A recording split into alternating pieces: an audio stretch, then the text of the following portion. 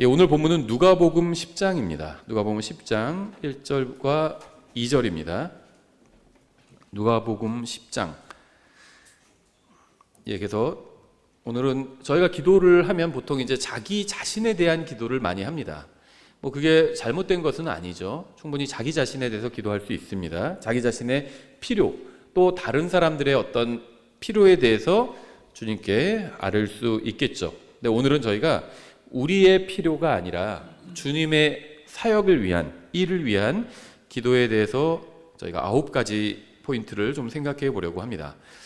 누가복음 10장 1절과 2절입니다. 제가 받들어 읽겠습니다.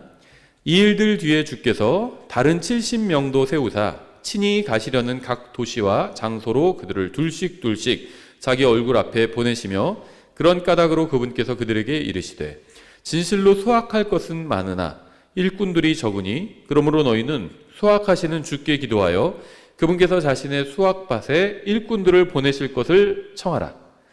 잠깐 먼저 기도하겠습니다. 하나님 아버지, 선포되는 말씀을 통해 듣는 모든 사람에게 주님의 은혜를 부어주시기 원합니다. 주님의 말씀을 통해 저희는 풍성한 열매를 맺고 또 주님께서는 저희가 맺는 열매를 통해 영광을 받으시기 원합니다. 예수님의 이름으로 기도드렸습니다. 아멘. 성경에 의하면 하나님의 뜻대로 하는 기도에는 하나님의 응답이 당연히 보장되어 있습니다. 신약 성경에 나온 그리스도인의 기도 중에는 물질적인 것을 구하는 것이 없습니다. 또 신약 성경에 나온 어떤 기도도 하나님께 돈을 구하거나 육체의 건강을 구하는 것도 없습니다. 이런 게 잘못됐다는 것은 아닙니다. 다만 이런 게 신약 성경에 나오지 않는다는 겁니다. 또 다른 사람이 자신을 더 잘 대우해 주기를 구하는 기도도 없습니다. 그러니까 물질적인 것을 구하고 다음에 육체의 건강을 구하고 또 다른 사람들이 나에게 좀 더 잘 대해 주기를 구하고 이런 기도는 성경에 있긴 있어요. 다 구약 성경에 나와 있죠. 그래서 구약 성경에 나온 기도라고 보시면 됩니다. 근데 신약 성경에는 이런 종류의 기도가 없다는 겁니다. 그래서 이런 기도를 하면 안 된다는 얘기는 아닙니다. 다만 신약 성경에 이런 기도가 없다는 겁니다. 신약 성경에 나온 모든 기도는 다른 사람을 위해서 간구하는 것이고 또 영적인 것을 구하는 기도였어요. 그러니까 물질적인 것을 구하되 다른 사람의 물질적인 필요를 위해서 구하는 기도와 또 이제 다른 사람과 자신의 영적인 필요를 위해서 구하는 기도가 신약 성경에 나온 주된 기도 내용이라고 보시면 됩니다. 에베소서에 나온 사도 바울의 기도는 에베소에 있는 성도들의 속사람이 하나님의 능력으로 강건해지기를 구하는 것이었습니다. 그래서 정말 내가 성경적인 기도를 하고 싶다 이런 분들은 에베소서 1장과 3장에 나온 사도 바울의 기도를 보고 배우시면 됩니다. 사도 바울은 다른 그리스도인들이 서로 사랑하게 해주시고 서로 돌보게 해달라고 간구했습니다. 이 신약 성경에 나온 그리스도인들의 기도와 우리의 기도를 비교해보고 우리의 기도 생활을 점검해 볼 필요가 있습니다. 우리가 하는 기도는 대부분 사실은 엄격한 의미에서 보면 이기적인 기도입니다. 다른 그리스도인들의 영적 성장을 간구하기보다는 우리 자신의 일시적인 물질적인 풍요만을 구하는 내용으로 가득 차 있습니다. 대부분의 기도는 우리 자신을 위한 것이고 다른 사람을 위해서는 정말 작은 시간만 할애하는 경우가 굉장히 많아요. 이러한 우리의 기도는 우리의 영적 상태를 있는 그대로 적나라하게 보여주고 있죠. 우리 오늘 성경을 통해서 주님의 사역을 위한 기도가 무엇인지 몇 가지 살펴보려고 합니다. 구원받고 다시 태어난 모든 사람은 복음을 선포하라고 부르심을 받았어요. 그러니까 예수님의 증인이 되라고 부르심을 받았습니다. 사도행전 1장에서 예수님께서는 성령님을 보내셔서 믿는 사람들 안에 거하게 하시고 또 믿는 사람들이 이 세상에서 예수님의 증인으로서의 사명을 감당할 수 있게 해주셨습니다. 사도행전 1장 4절부터 8절에 있죠. 이 말씀은 제자들에게 하신 말씀이지만 예수님의 제자가 되기를 원하는 모든 구원받은 사람들에게 다 해당될 수 있는 말씀입니다. 사도행전 1장 4절 또 그들과 함께 모이사 그들이 예루살렘을 떠나지 말고 아버지께서 약속하신 것을 기다리라고 그들에게 명령하셨느니라. 그분께서 이르시기를 그 약속하신 것에 대해서는 너희가 내게서 들었나니 이는 참으로 요한은 물로 침례를 주었으나 너희는 이제부터 많은 날이 지나지 않아 성령님으로 침례를 받을 것이기 때문이라 하시느니라. 그러므로 그들이 함께 왔을 때 그분께 여쭈어 이르되 주여 주께서 이때 그 왕국을 이스라엘에 다시 회복시키려 하시나이까 하매 그분께서 그들에게 이르시되 때나 시기는 아버지께서 자신의 권능 안에 두셨으니 그것은 너희가 알 바가 아니요 오직 성령님께서 너희에게 오신 뒤에 너희가 권능을 받고 예루살렘과 온 유대와 사마리아와 땅의 맨 끝 지역까지 이르러 나를 위한 증인들이 되리라 하시니라. 하나님께서 믿는 사람들에게 성령님을 주셨습니다. 성령님을 통해서 믿는 사람들을 인치시고 또 모든 진리 가운데로 인도해 주시고 또 가르쳐 주시고 위로해 주시고 또 힘도 주시죠. 우리는 성령님께서 하시는 모든 일로 인해서 기뻐할 수 있습니다. 왜냐하면 성령님께서 하시는 모든 일은 다 우리의 유익을 위한 것이기 때문이죠. 근데 중요한 사실이 있어요. 성령님께서 하시는 일은 우리의 유익을 위한 것이기도 하지만 동시에 다른 사람들의 유익을 위한 것이기도 합니다. 그러니까 우리가 자신을 성령님께 내어드리면 성령님께서 우리를 통해서 일하시는데 성령님께서 우리를 통해서 일하시면 우리에게도 유익하고 다른 사람들에게도 유익하게 된다는 겁니다. 하나님께서 우리를 인치시고 인도하시고 가르치시고 위로해 주시는 것은 우리가 이 세상으로 가서 예수 그리스도의 복음을 선포하게 하기 위함입니다. 우리가 하나님께로부터 능력을 공급받으면 좋죠. 우리에게 유익하죠. 근데 하나님께서 우리에게 능력을 공급해 주시는 이유는 또 우리의 필요를 채워주시는 이유는 우리가 세상에서 예수님을 대신해서 복음을 선포하게 하기 위함이라는 겁니다. 우리가 복음을 선포할 때 성령님의 능력을 세상에 드러내 보여주는 것입니다. 구원받은 모든 사람은 믿지 않는 사람들에게 복음을 전하라고 하나님의 부르심을 받았습니다. 그리스도의 대사로서 부르심을 받은 겁니다. 요즘 대사관 때문에 문제되는 경우가 많죠. 사실 이게 저도 외국 나가본 경험이 많지는 않은데요. 외국 나가보면 이 대사관에 좀 불만을 갖게 되는 것 같아요. 일이 생기면 대사관을 찾게 되죠. 대사관 안 찾는 게 좋죠. 외국 나갔을 때. 근데 무슨 일이 생기면 주로 여권이나 아니면 다른 어떤 신상의 일이 생기면 대사관에 도움을 요청하는데 전 이제 사실 오래전 일인데 90년대 일인데 굉장히 고압적이었어요. 대사관에서. 그래서 별로 좋은 기억을 가지고 있지는 않습니다. 뭐 하나 처리하는데 정말 하루 종일 가서 기다리고 그랬어요. 지금도 동남아에서 우리 국민들이 어려움을 겪는데 대사관에서 제대로 처리하지 않아서 문제가 되고 있다. 이런 기사들 나오고 있죠. 그러니까 대사가 해야 될 일이 있습니다. 근데 제대로 일을 하지 않으면 자칫하면 우리 국민의 생명이 위험해질 수도 있는 거죠.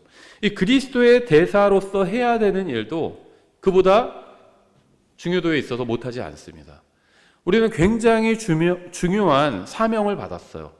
사람들의 영원한 생명과 관련된 사명을 받았죠. 그래서 우리는 모두 복음 전도자의 일을 해야 합니다. 주님께서 어떤 사람들에게 복음 전도자의 은사를 주시지만 복음 전도자의 사명은 모든 사람이 받았습니다.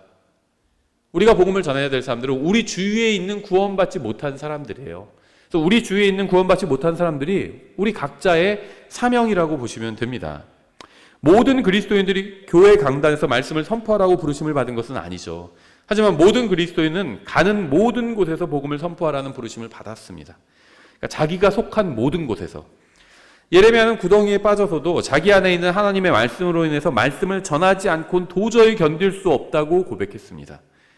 제자들은 권력을 잡은 자들에 의해서 더 이상 복음을 전하지 말라는 경고를 들었지만 하나님의 말씀을 전하는 것을 멈추지 않았습니다. 사도행전에 이게 잘 기록되어 있죠.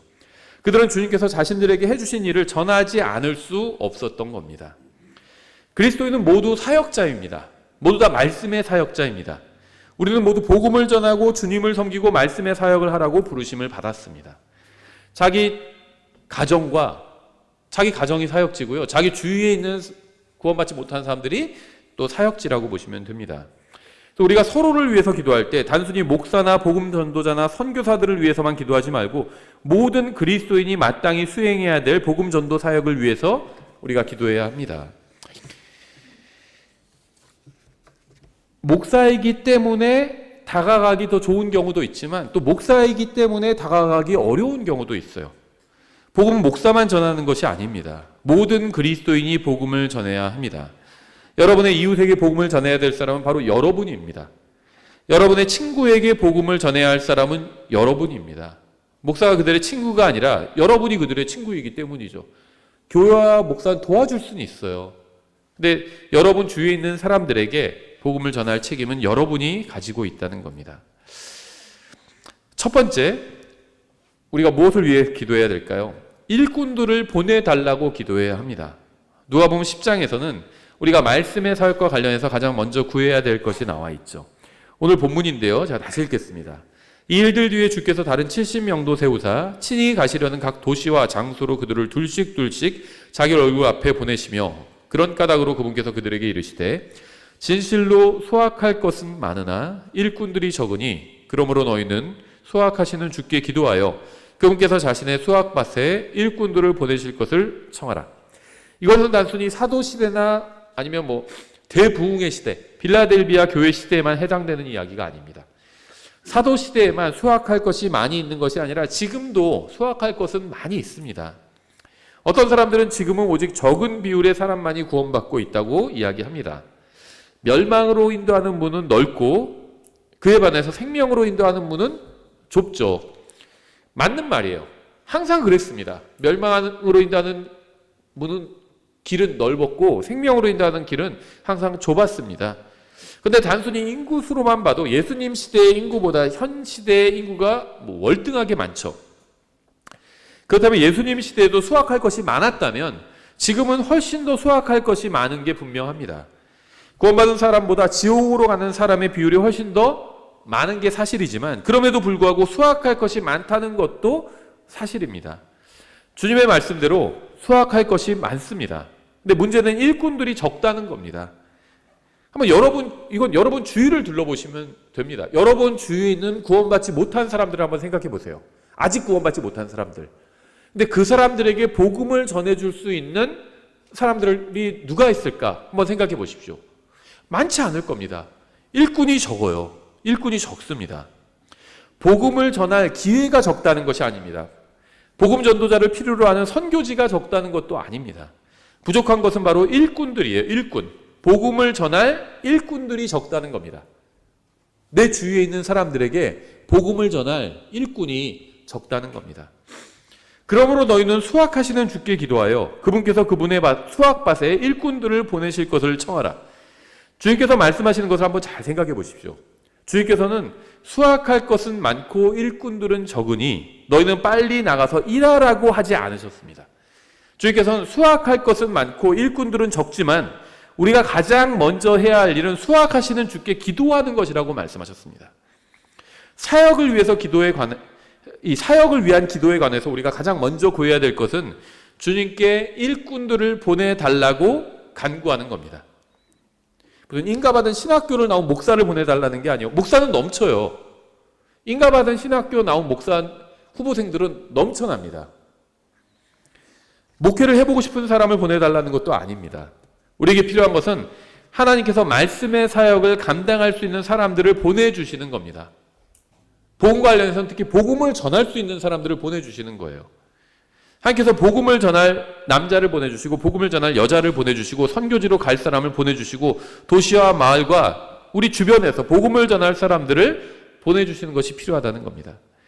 주님께서 교회의 머리이시기 때문에 필요한 요소에 필요한 사람을 보내주실 겁니다.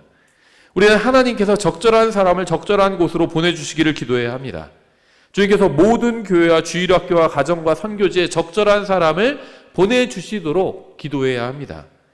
하나님께서 자신의 사람들의 마음을 움직여 주셔서 그들이 있어야 하는 곳에 있게 해주시고 그들이 해야 할 일을 하게 해달라고 기도해야 합니다. 지금요, 제가 일꾼들이 부족하다고 말씀드렸잖아요. 우리 주위를 살펴보면 일꾼들이 부족해요. 구원받지 못한 사람들은 너무나도 많은데 그들에게 복음을 전하는 사람은 거의 없다는 겁니다. 근데 만약에 구원받은 모든 사람이 다 그리스도의 대사로서 일을 한다면 그럼 사실 일꾼들이 부족하지 않습니다. 이미 구원받은 사람들만으로도 충분히 커버할 수 있다는 거예요. 우리나라 전 지역에 목사와 분목사, 찬송인도자, 주일학교 교사와 복음을 전하는 형제 자매들이 필요합니다. 우리는 수학의 주님께 기도해서 우리나라 곳곳에 이들을 보내달라고 기도해야 합니다. 우리에게 필요한 사람들은 주님의 사역을 신실하게 감당할 사람들이에요.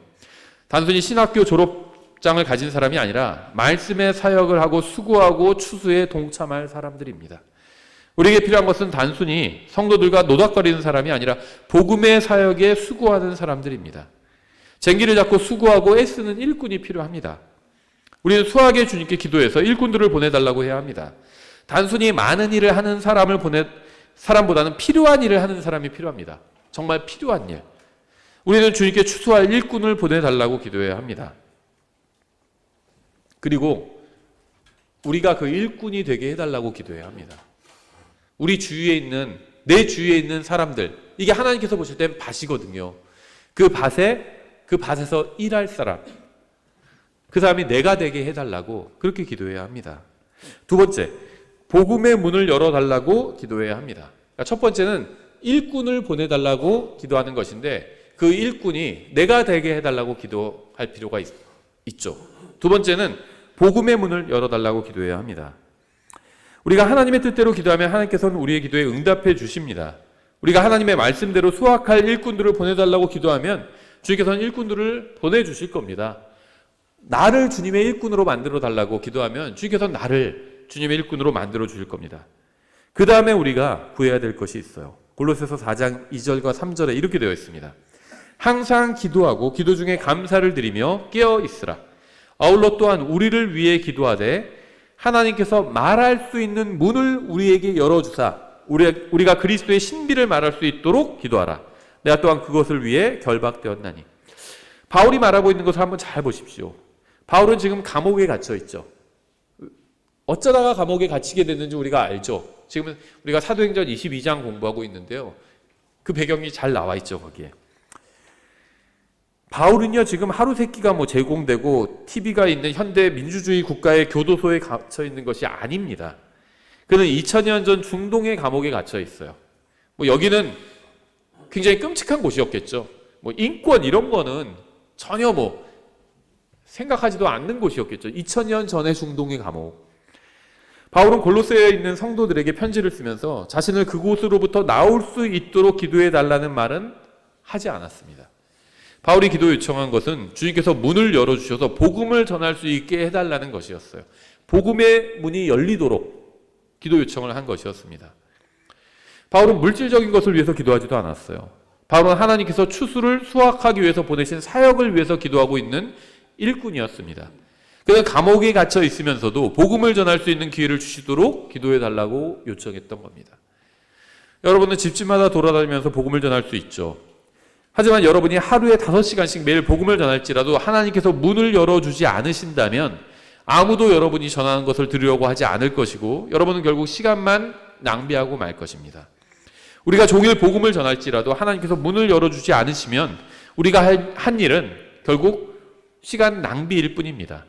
우리가 아무리 열심히 성경을 공부하고 설교문을 작성하고 좋은 신앙서적을 읽는다 해도 우리가 알고 있는 진리를 다른 사람들에게 전하지 않는다면 하나님께서는 우리에게 문을 열어주지 않으실 겁니다.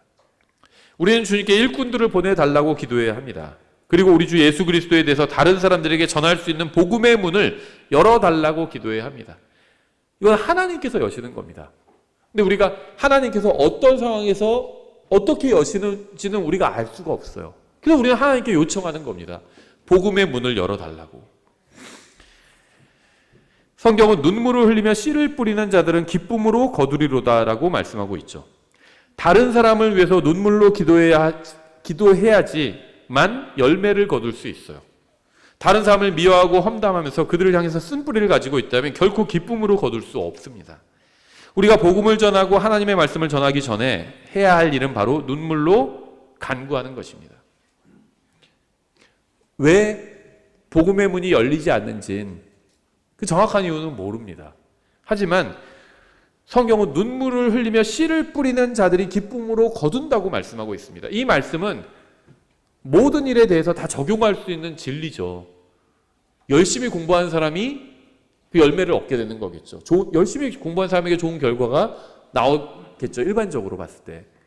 열심히 일한 사람에게 좋은 결과가 나오겠죠. 아무 일도 하지 않는 사람한테 좋은 결과가 나오지 않죠. 이 말씀 사역도 마찬가지라는 겁니다. 우리 주위에 있는 사람들에게 복음을 전하기 위해서는 먼저 눈물을 흘리면서 씨를 뿌려야 한다는 겁니다.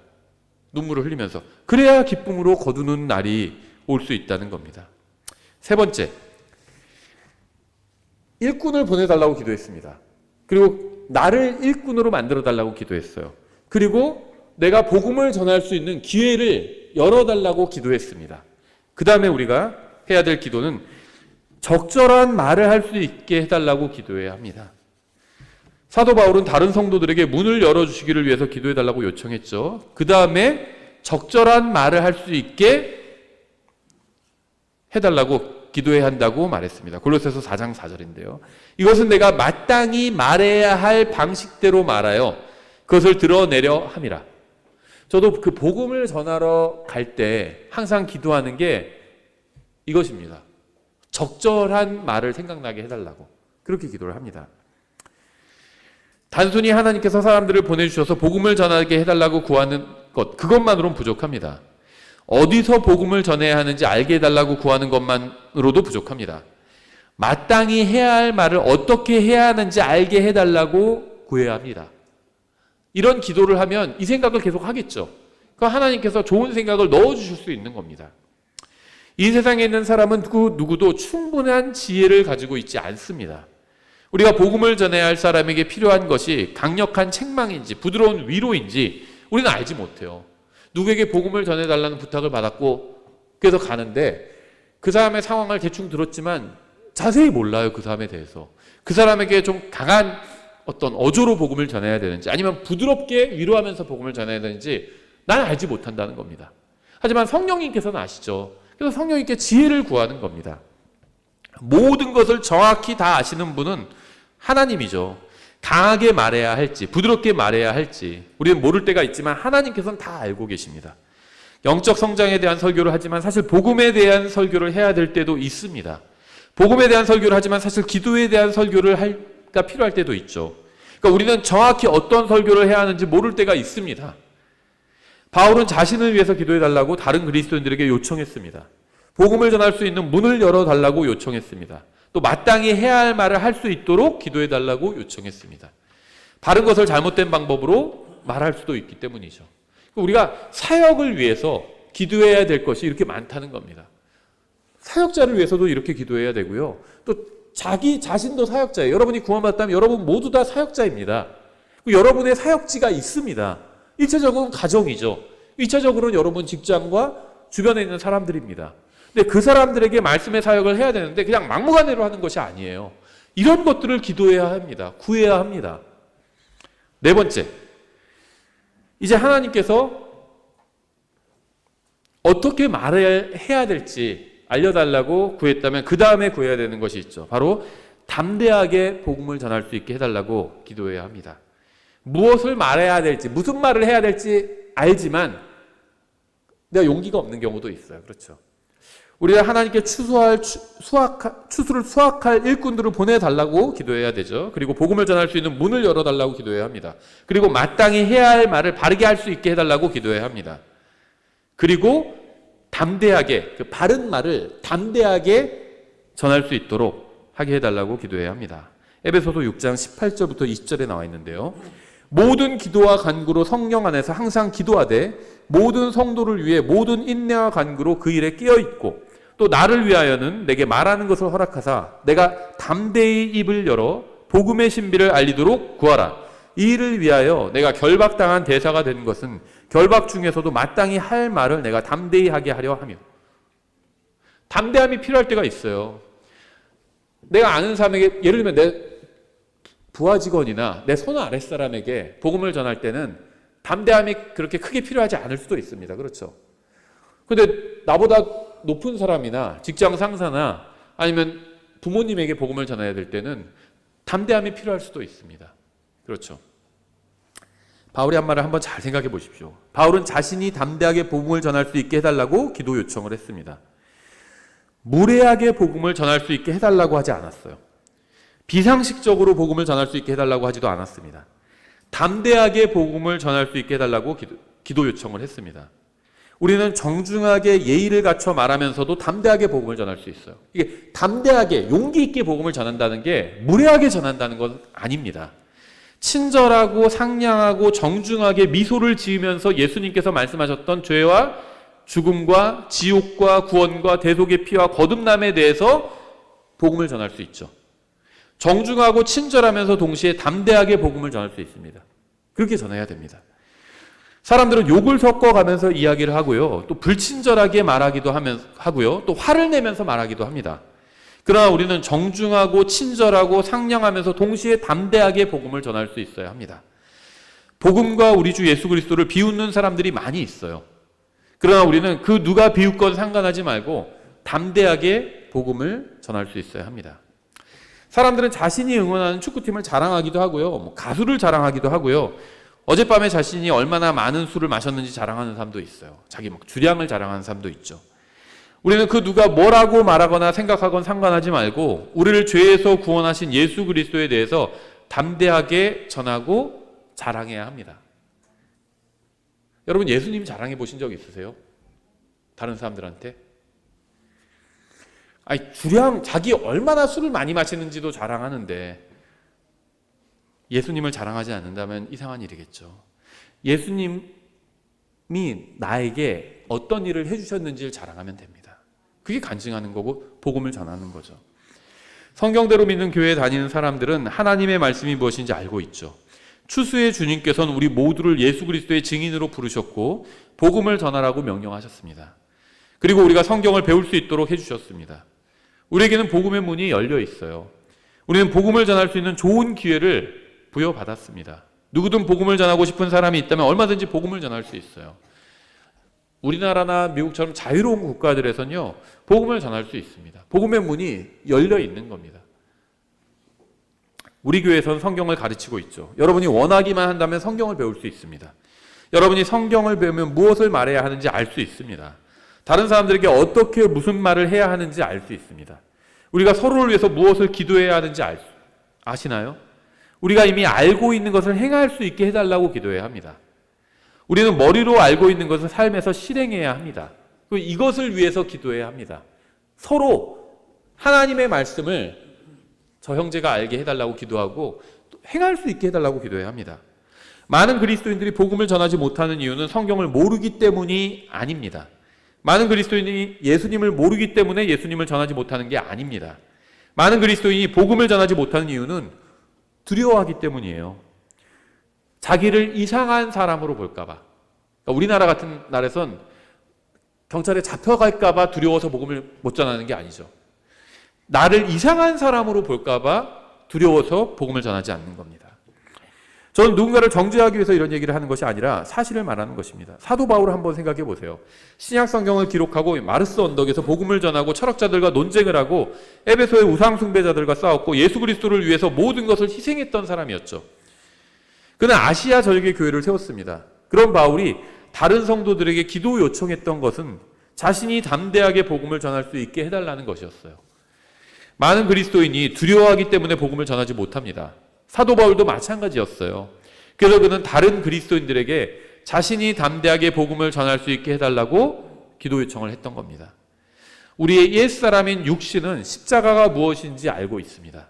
십자가는 처형기구죠. 십자가에 달린 사람은 그 위에서 죽습니다. 우리의 육신은 십자가 위에서 죽고 싶어 하지 않습니다. 그러니까 자기를 부인하고 싶어 하지 않아요. 저에게 필요한 것이 무엇인지 아세요? 하나님께서 담대함을 주시도록 여러분이 저를 위해서 매일 기도해 주시는 겁니다. 저도 하나님께서 여러분에게 담대함을 주시도록 매일 여러분을 위해서 기도해야 합니다. 인생을 한 50년 정도 살아보니까요, 정말 세월이 너무 빠르다는 예전에 어른들이 하시던 말씀에 정말 너무 공감이 가더라고요. 우리에게 사명이 있어요.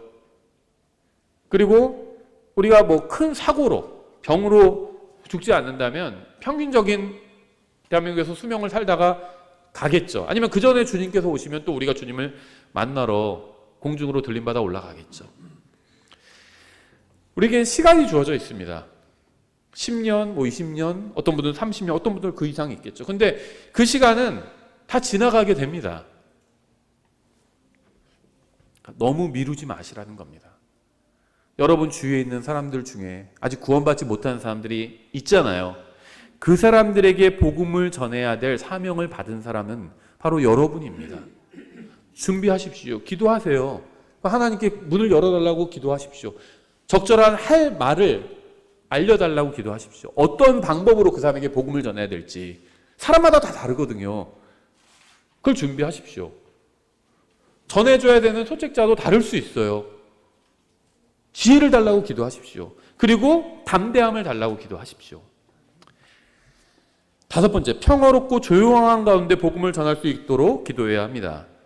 디모데전서 2장 1절 이렇게 되어 있어요. 그러므로 내가 권면하노니 무엇보다 먼저 모든 사람을 위해 간구와 기도와 중보와 감사를 드리고 2절이죠. 왕들과 권위를 가진 모든 자들을 위해서도 그리하라. 일단 여기까지만 보면요. 우리는 이전에 예수님께서는 세상을 위해 기도하지 않으셨다는 사실을 살펴봤죠. 예수님께서는 세상 사람들을 위해서 기도하지 않으셨습니다. 디모데전서 2장은 예수님께서 세상을 위해 기도하지 않으신다는 사실과 모순을 일으키는 것이 아닙니다. 우리는 왕들과 권위를 가진 모든 사람을 위해서 기도해야 합니다. 그 이유가 2절의 뒷부분에 있는데요. 이것은 우리가 전적으로 하나님을 따르며 정직한 가운데 조용하고 평화로운 삶을 살려 함이라. 우리는 평화롭고 조용한 가운데 복음을 전할 수 있도록 기도해야 합니다. 저는 이 세상이 망하게 해달라고 기도하거나 잘되게 해달라고 기도하지 않습니다. 그저 이 세상 사람들이 각자 자기의 할 일을 해서 평화롭고 조용하게 복음을 전할 수 있게 해달라고 기도하는 겁니다. 지금 그렇잖아요. 감사하게도요, 대한민국은요, 지난 50년 이상 건국 이래, 독립 이래 거의 평화롭게 지내왔습니다. 물론 세계 유일의 분단 국가고 아직 휴전 중이긴 하지만 그래도 정말 평화롭게 지내왔어요. 신앙생활을 하는 데는 전혀 문제가 없었다는 겁니다. 그렇지 않나요? 신앙생활을 하는 데는 문제가 없었어요. 저는 그 덕이 누군가 주님께 그것을 기도했기 때문이라고 생각합니다. 우리가 이렇게 기도하는 목적은 하나님께서 명령하신 일을 우리가 제대로 하기 위함입니다. 어떤 부족의 지도자들이 선교사들의 사역을 방해한다는 소식을 들을 때가 있죠. 우리는 그 부족의 지도자들을 위해서 기도합니다. 최근에 선교지에서 어디죠? 저희 지원하는 선교지에서 네팔이죠. 거기가 이제 정치적인 좀 변동이 있었다고 합니다. 그래서 기도 요청이 왔어요. 거기가 정치적으로 좀 평안해야, 뭐 어떤 정부가 정권을 잡건 상관없이 좀 평안해야 복음 전도 사역을 할 수 있는데, 불안정하면 복음 전도 사역이 좀 어렵겠죠. 하던 지역에서 때로는 철수해야 될 수도 있고요. 그래서 우리가 그것을 위해서 기도해야 하는 겁니다. 선교 사역을 방해하지 않게 해달라고 기도하는 겁니다. 무슨 거기 어떤 정부가 들어서게 해달라고 기도하는 것이 아니라 선교 사역을 방해하지 않게 해달라고 기도하는 겁니다. 무슬림 국가들이나 남미의 국가들도 선교사들의 사역을 방해하죠. 우리는 그 국가들의 지도자들을 위해서 기도합니다. 그들이 선교 사역을 방해하지 못하게 해달라고 기도하는 겁니다. 선교사들이 평화롭고 조용한 가운데 하나님의 사역을 할 수 있게 해달라고 기도하는 겁니다. 우리는 세상을 위해서 기도하지 않습니다. 세상은 그저 자신들의 일을 하기를 원할 뿐입니다. 세금을 걷든 전쟁을 준비하든 다리를 놓든 선거를 치르든 자신들의 할 일을 하는데 바쁘면 돼요. 그건 우리가 상관없습니다. 그래서 그들이 교회가 하는 일에 신경 쓰지 않고 교회가 주님을 섬기는 것을 방해하지 않기를 바라는 겁니다. 세상이 무엇을 하든 상관하지 않아요. 세상은 타락했어요. 타락한 짓을 할 겁니다.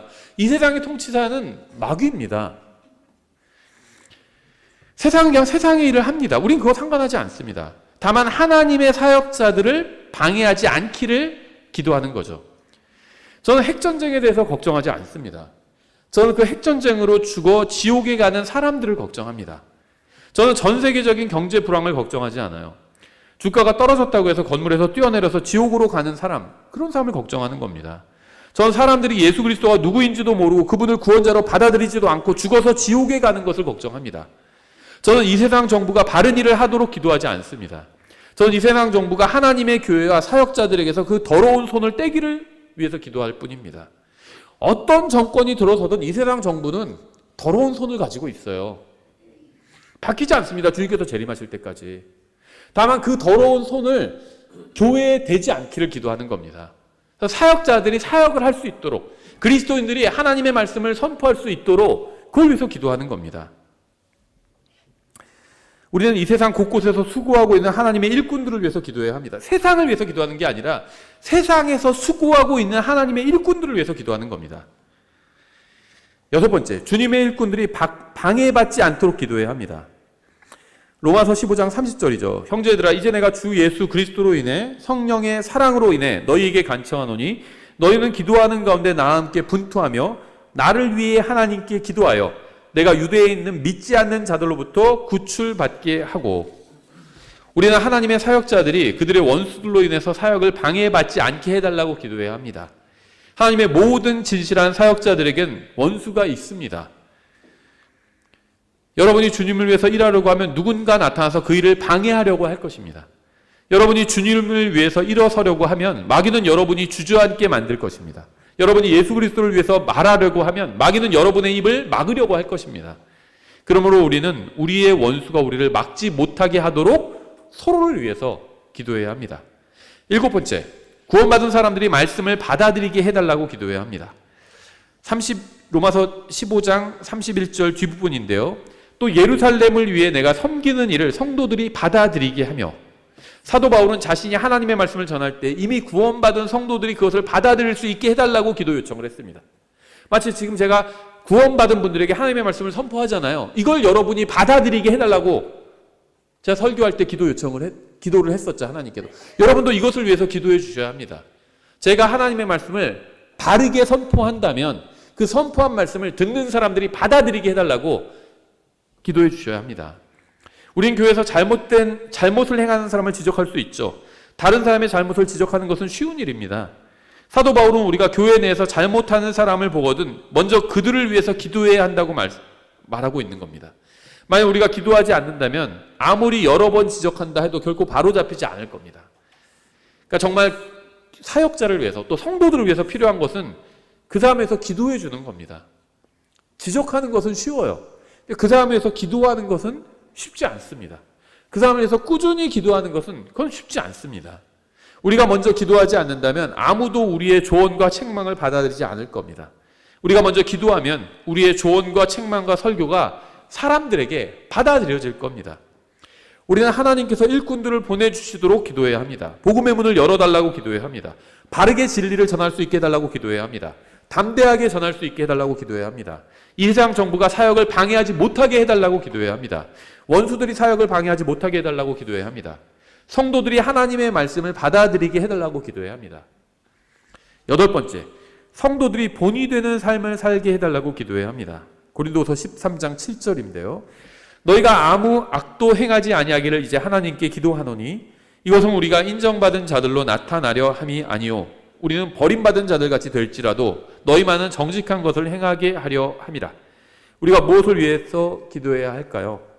우리는 예수 그리스도를 섬긴다고 하는 모든 사람이 깨끗하고 순수하고 거룩하고 본이 되는 삶을 살게 해달라고 기도해야 합니다. 그래야 하나님의 사역이 더 잘 이루어질 수 있어요. 왜냐하면 하나님께서는 사람들을 통해서 일하시거든요. 근데 사람들을 통해서 일하는 하나님을 보는 것이 아니라 사람들을 봅니다. 도구를 봐요. 도구가 깨끗하다면 하나님의 일이 더 사람들 가운데서 잘 이루어질 수 있습니다. 우리는 예수 그리스도를 부르는 모든 사람이 악을 떠나게 해달라고 기도해야 합니다. 사도 바울은 다른 성도들을 위해서 기도했습니다. 그들이 그리스도인으로서 간증을 지키게 해달라고 기도했습니다. 그래서 그들이 예수 그리스도를 위해서 일할 때 그들의 삶이 거침이 되지 않게 해달라고 기도했습니다.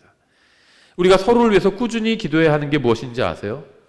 우리 중 단 한 사람도 그리스도인의 간증을 잃지 않게 해달라고 기도하는 것입니다. 그래서 우리가 다른 사람에게 복음을 전할 때 방해를 받지 않게 해달라고 기도하는 거예요. 우리 중 단 한 사람이라도 간증을 잃어버린다면 세상은 우리가 전하는 것을 들으려고 하지 않을 겁니다. 이게 그리스도인이 간증을 지켜야 하는 이유죠. 그리스도인이 간증을 잃잖아요. 그럼 사람들은 더 이상 복음을 들으려고 하지 않습니다. 그래서 여러분이 내가 사람들에게 복음을 전하는데 거침이 되는 것이 있다면 그것을 포기할 수 있어야 합니다. 이건 우리 모두 다 해당되는 얘기예요. 사람들에게 복음을 전하는데 방해가 되는 것이 있다면 포기할 수 있어야 합니다. 제가 제가 생각하는 모든 것을 다 사람들에게 말하진 않거든요. 왜냐하면 그게 때로는 사람들에게 거침이 될 수 있기 때문입니다. 저는 가장 대표적인 게 정치적인 견해라고 생각합니다.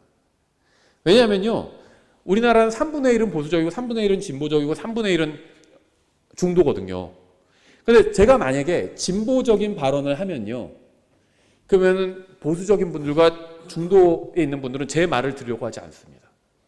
제가 보수적인 말을 하면요, 진보적인 분들과 중도에 있는 분들은 제 말을 들으려고 하지 않습니다. 그러니까 3분의 2의 이 청자를 잃게 되는 거예요. 정치적인 견해가 다르면요, 아예 설교 자체를 들으려고 하지 않아요. 그래서 제가 정치적인 견해를 말하고 싶어도 말을 안 하는 겁니다. 왜냐하면 제가 전하는 이 복음을 듣게 하기 위해서 사람들이. 여러분도 자제할 수 있어야 돼요. 여러분이 가진 정치적인 견해가 탁월한 것일 수 있습니다. 하지만 누군가에게, 예를 들면 좀 무지한 사람에게는 그것이 걸림이 될 수 있어요. 돼지고기를 먹는 게 아무 문제가 되지 않죠. 근데 누군가에게 만약에 그게 문제가 된다면 돼지고기를 그 사람 앞에서는 안 먹겠다는 겁니다. 정치적인 견해를 바꾸거나 포기하라는 게 아니에요. 누군가에게 그것이 거침이 된다면 그 사람 앞에서 내가 얘기하지 않겠다는 겁니다. 그럴 수 있지 않나요? 누군가에게 돼지고기를 먹는 게 걸림이 된다면 그 사람 앞에서는 안 먹을 수 있잖아요. 그 사람 안 먹는 데서 내가 먹을 수 있죠. 집에서 혼자는 먹을 수 있죠. 근데 무슬림 친구가 있는데 그 친구 앞에서 굳이 돼지고기를 먹을 필요는 없겠죠. 집에서 혼자는 먹을 수 있어요. 어떤 생각이나 사상이나 정치적인 견해도 마찬가지입니다. 누군가에게 걸림이 된다면 내가 그 얘기를 하지 않을 수 있다는 겁니다. 내 혼자는 그 견해를 가지고 있을 수 있죠. 다만 어떤 사람이 지식이 부족해서 잘못된 견해를 가지고 있을 수 있죠. 근데 그 사람 앞에서 그런 얘기를 하면 그 사람이 나를 함부로 판단하고 내가 전하는 복음마저도 거절할 수 있다는 겁니다. 그래서 미국에 있는 성경대로 믿는 사람들은요, 킹제임스 성경 오류가 없다고 믿는 사람들은 정치적인 견해 거의 얘기하지 않아요. 거의 못 들었습니다, 저는. 킹제임스 성경이 좋지만 오류가 몇 군데는 있다, 이렇게 믿는 사람들은 얘기해요. 정치적인 견해를 거침없이 얘기합니다. 근데 킹제임스 성경에 오류가 없다, 이렇게 믿는 사람이 정치적인 견해 얘기하는 건 전 못 들었어요. 미국 목사님들 중에. 그분들도 다 견해가 있습니다. 절대 얘기하지 않아요. 그것으로 인해서 자기가 전한 하나님의 말씀을, 복음을 거절하니까. 육신에서 난 것은 육신일 뿐입니다. 그래서 우리는 서로를 위해서 매일 기도해야 합니다. 10년 동안 쌓은 간증도 단 하룻밤에 죄나 잘못이나 실수로 무너져 내릴 수 있어요. 한 번 잃은 간증은 20년이 지나도 회복되지 못할 수도 있습니다. 그래서 우리는 사역자들이 악을 행하지 않도록 그들을 위해서 또 기도해야 합니다. 마지막 9번째, 우리는 사역자를 위해서 매일 기도해야 합니다. 지금 8가지 살펴본 것, 이런 것들을 위해서 매일 기도해야 합니다. 전임 사역자를 위해서, 또 구원받은 모든 사람들이 다 말씀의 사역자라고 말씀드렸죠. 자신의 사역을 위해서 매일 기도하십시오. 매일. 데살로니가전서 5장 17절 이렇게 되어 있죠. 쉬지 말고 기도하라. 쉬지 말고 기도하라는 말은요, 24시간 계속 기도만 하라는 게 아닙니다. 다만 할 수 있으면 계속 기도하라는 겁니다. 매일 기도하라는 거예요. 밥 계속 먹어야 된다. 이게 계속 밥 먹으라는 거 아니죠. 하루에 3끼 먹을 수도 있고 2끼 먹을 수도 있어요. 또 때에 따라서 1끼만 먹을 수도 있습니다. 근데 안 먹으면 안 돼요. 그 얘기를 하는 겁니다. 계속 기도하라는 겁니다. 지역교회를 맡은, 또 복음의 사역을 맡은, 말씀의 사역을 맡은 사역자들을 위해서 매일 기도하십시오. 또 여러분도 말씀의 사역자입니다. 여러분 자신을 위해서, 여러분 자신의 사역을 위해서 매일 기도하십시오. 여러분의 안전과 이 세상에서 하는 일, 사업과 직장을 위해서 기도할 수 있어요. 그런데 반드시 매일 기도해야 될 것은 여러분이 받은 사명을 위해서, 그 사명을 기억하시고 여러분이 받은 그 사역을 위해서, 여러분에게 맡겨진 사역이 있어요. 여러분 주위에 있는 구원받지 못한 사람들에게 복음을 전하는 것이고, 여러분 주위에 있는 영적으로 연약한 사람들을 말씀으로 붙들어 주는 것, 그게 여러분의 사역입니다. 그것을 위해서 매일 기도하라는 겁니다. 매일. 우리는 주님의 사역을 위해서 매일 기도해야 합니다. 그러면 하나님께서는 일꾼들을 보내주시고 복음의 문을 열어주시고 바른 말을 하게 해주시고 바른 방법으로 말하게 해주시고 담대함을 주시고 세상 정부가 사역을 방해하지 못하게 해주시고 원수들도 방해하지 못하게 해주시고 성도들이 하나님의 말씀을 믿게 해주시고 우리가 그리스도인의 간증을 지킬 수 있도록 해주실 겁니다. 이러한 것들을 위해서 매일 쉬지 말고 기도하십시오. 기도하겠습니다. 하나님 아버지, 저희를 구원해 주시고 주님의 사역으로 불러주셔서 감사드립니다. 주님께서 저에게 맡기신 일이 얼마나 중요하고 영광스러운 일인지 알게 해주시기 원합니다. 저희가 사라져버릴 이 세상만 바라보지 말고 영원한 왕국과 영원하신 주님과 영원한 혼들을 불쌍한 마음으로 바라보면서 영원히 가치 있는 일을 하며 살 수 있게 도와주시기 원합니다. 예수님의 이름으로 기도드렸습니다. 아멘.